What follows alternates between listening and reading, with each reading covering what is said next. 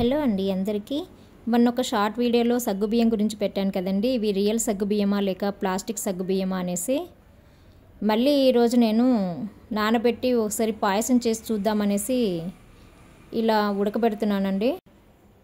చూడండి ఎలా ఉన్నాయో, ఉడుకుతున్నాయి చూడండి. పైకి కూడా తేలే మంచిగా, అంటే సేమ్ మన సగ్గుబియ్యం ఎలా తేలుతాయి ఉడకబెట్టేటప్పుడు అలా. కానీ నేను ఇలాంటి సగ్గుబియ్యాన్ని ఎప్పుడు చూడలేదండి. నాకెందుకో భయం వేస్తుంది వీటిని చూస్తుంటే. అంటే ప్లాస్టిక్లో కూడా ఇలా ఉంటాయని.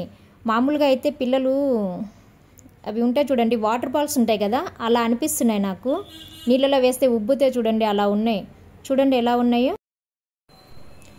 నాకు ఇలా వీటిని చూసేసరికి పాయసం కాదు కదా, అమ్మో వీటి జోలికే పోవద్దు అనిపించిందండి. చాలా డేంజర్గా ఉన్నాయి ఇవి. సో నేను పాయసం చేయలేదు, పడేసేసాను. ఉడకబెట్టిన తర్వాత కాసేపు ప్లేట్లో వేసి పక్కన పెట్టాను. ఇవి చూడండి మళ్ళీ సేమ్ యాజ్ టీజ్గా నానబెట్టిన దానిలో లాగానే అయిపోయాయి.